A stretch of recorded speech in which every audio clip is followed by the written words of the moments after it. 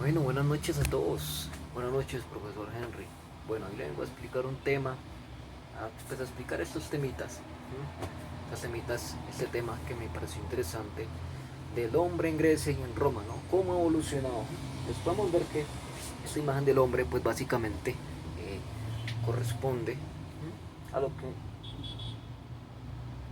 normalmente mencionamos como en lo humano se repercute pues de esa modernidad, de ese renacimiento como tal, de esa trayectoria, de esas aportaciones que tenemos nosotros los seres humanos y que a partir de ahí ha avanzado pues en la Edad Media y en la Edad Moderna. Básicamente pues se dice que esto que viene pues va en representación. O sea, la imagen del hombre en Grecia y Roma parte de esa representación como tal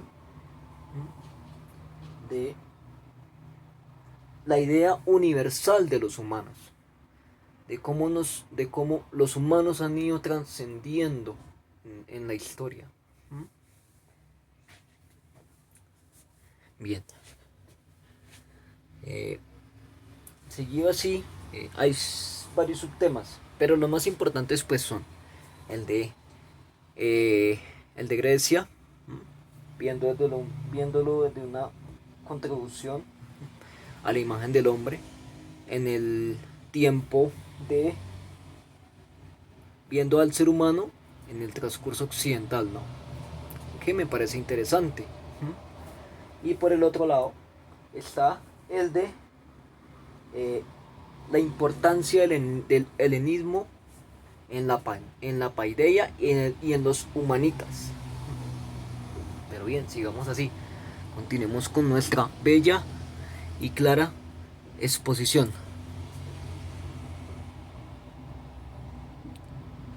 Continuemos con nuestra exposición entonces.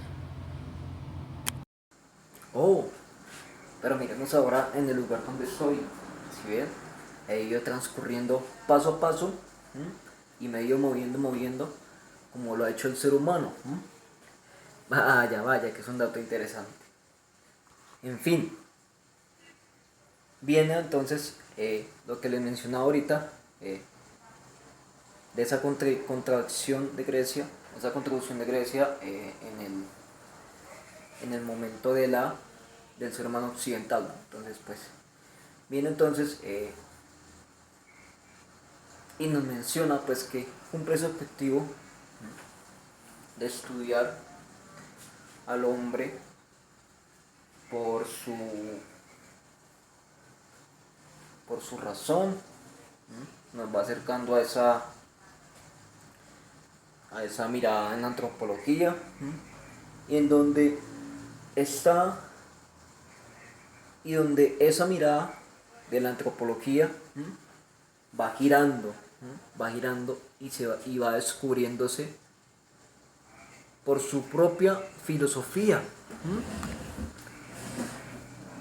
por esa filosofía. Entonces nos dice que por parte del ser humano occidental, pues se menciona que, pues, como esa cultura, ¿no? Como fueron formándose esas culturas de del humano.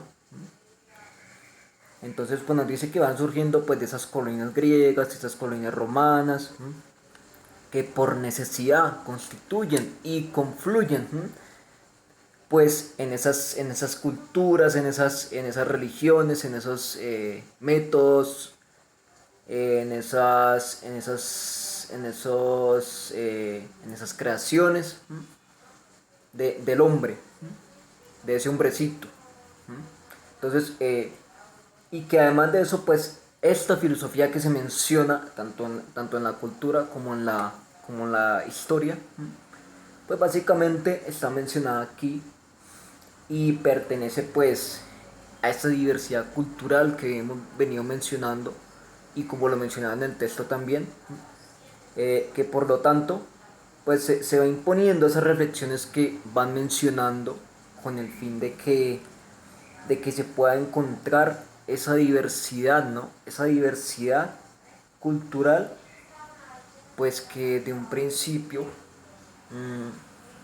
se puede decir que eh, todas estas culturas se han impuesto ante el ser humano, han crecido, han influenciado, han suministrado toda esa ciencia y toda esa historia y toda esa culturalización del hombre trascendente y el hombre actual en la historia.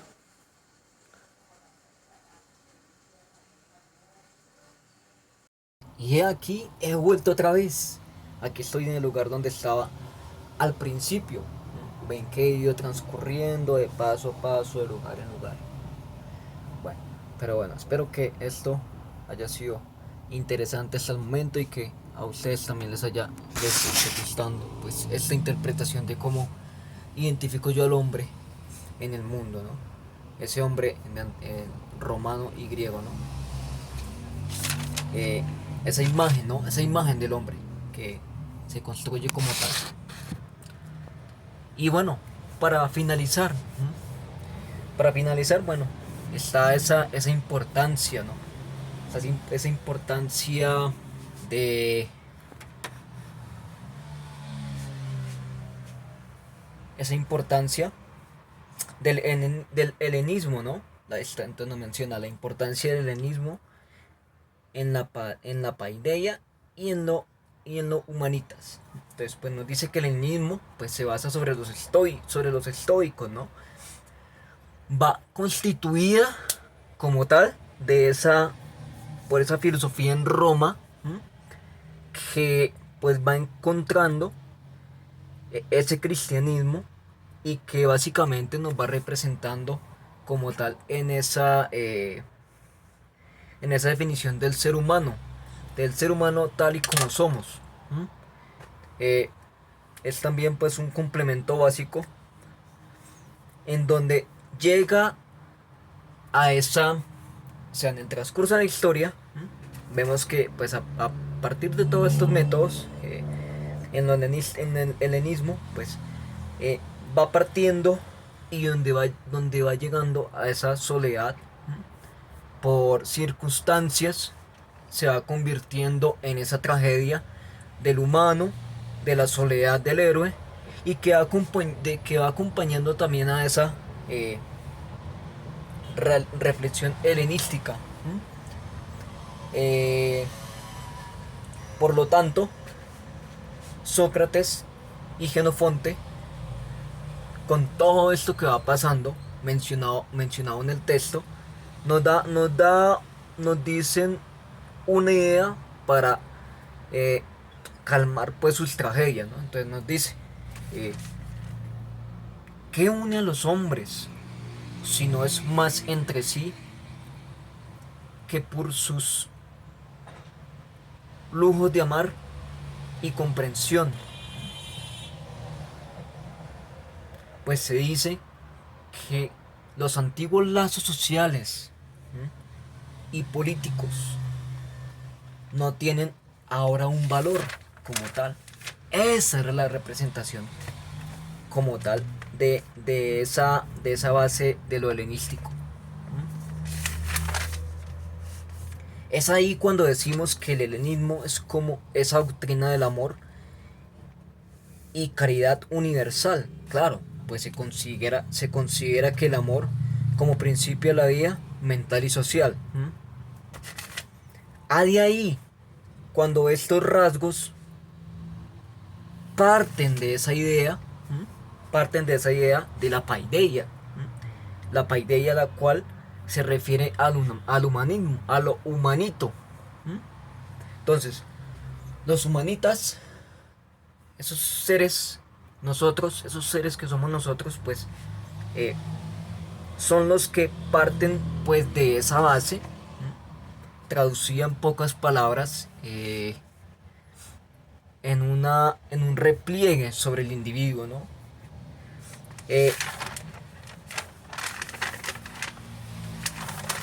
Básicamente pues es ahí. Entonces nos podemos fijar en que esta filosofía helenística, con tiempos de crisis y el abandono, pues básicamente va llegando al consuelo místico y que lleva hacia ese repliegue de la individualidad, que son los humanitas, o sea, nosotros.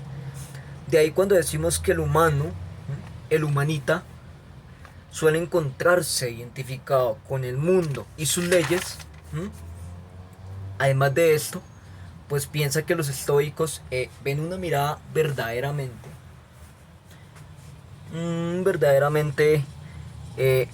esa naturaleza de los humanitas, pues que se van sumando a esa representación a todos los hombres y al mundo. Los estoicos, para los estoicos, los humanos para los estoicos, pues representan esa morada verdadera. Entonces nos dice que somos esa naturaleza de los humanitas y que somos parte y que representamos a todos los hombres. Los humanitas también representan para nosotros hacernos